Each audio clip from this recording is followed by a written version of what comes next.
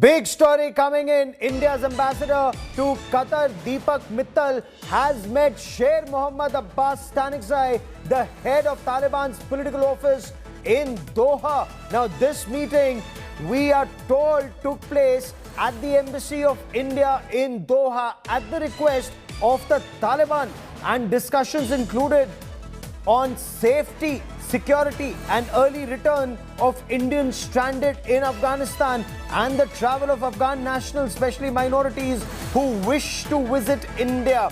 Now, Ambassador Mittal is learned to have raised concerns that Taliban should ensure that Afghanistan's soil is not used for anti-India activities and terrorism in any manner.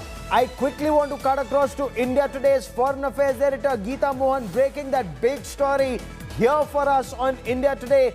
Geeta, bring us details of this meeting. Our ambassador meets one of the top leadership of the Taliban and someone who had been trained at the Indian Military Academy in Dehradun, Sher Abbas Stanikzai. Well, that's right. And like you rightly pointed out, the key points in this meeting are to be noted, Gaurav. One, evacuation, that Indians are still stranded there, that they need to be evacuated safely, safe passage. Secondly, and the most important, India's concerns with regards to Afghan soil being used against India and allowing space to terror organizations based out of Pakistan. That's a serious concern that India has.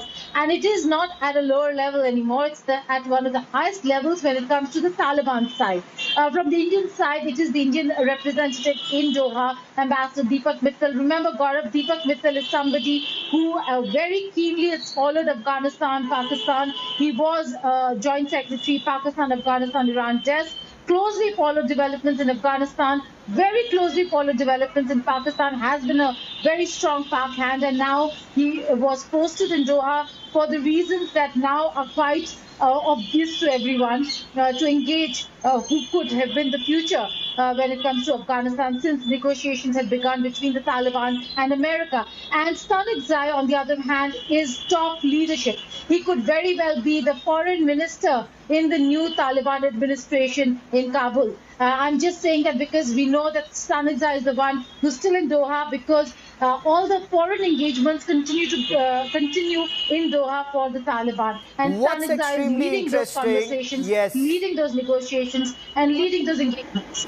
Geeta, what's very interesting is you report that it's the Taliban that sought this meeting, and India said yes. Now, India is in the United Nations Security Council. India, of course, till yesterday was the president for the month. There is a very strong resolution that has come out that India steered 13 in support to China and Russia. They abstained. But Geeta, what's significant is what is Taliban looking for when they seek this engagement?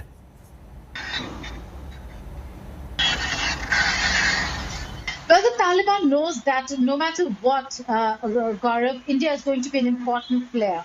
India has been an important player in the region, and if there is anybody that the United States of America is looking to speak of security, stability and peace, they will be looking at India and what happens to India, the implications and the ramifications for a very important key partner and ally. And that's the reason why the Taliban right now, looking at the situation where the entire international community has still not recognized the government or recognized the Taliban as the legitimate force in Kabul, knows that they need to interact and engage all important stakeholders. India, New Delhi certainly is a very important stakeholder, and that has not gone amiss when it comes to how the Taliban is strategizing its move forward. That's the reason why the request, like we are reporting, Gaurav, came from the Taliban side. The meeting happened at the Indian Embassy in Doha, and the representative that engaged India from the Taliban side is none other than Stanikzai, one of the topmost leaders from the Taliban side, engaging the world, engaging India. So they know exactly where India stands and how India engages or is engaging the world community. Do not forget, there is a very strong relationship between India and Russia. Yes. Beijing might have a different role to play altogether, Gaurav, but Moscow and New Delhi are different. And Moscow is playing a very important role also in this entire conversation and moving forward. The United Nations Security Council resolution that was adopted, the initial draft that was circulated, it is a resolution that was moved by US, UK. The initial draft had a lot to do with the Taliban. It was China and Russia that stopped that initial draft and said there needs to be changes. And the changed resolution now has finally been adopted, which again talks about commitments, but it does not specifically point fingers at and to the Taliban. Moscow played an important role. And Moscow and New Delhi, the ties that the two countries share is not hidden. That's a very pertinent point you make, that India is close to the United States of America. The fact also remains India is extremely close to Russia, very close strategic partner, historic friends. For the moment, Geeta Mohan, many thanks for joining me. Much more on this story on India First at 10 p.m. tonight. More breaking news coming in.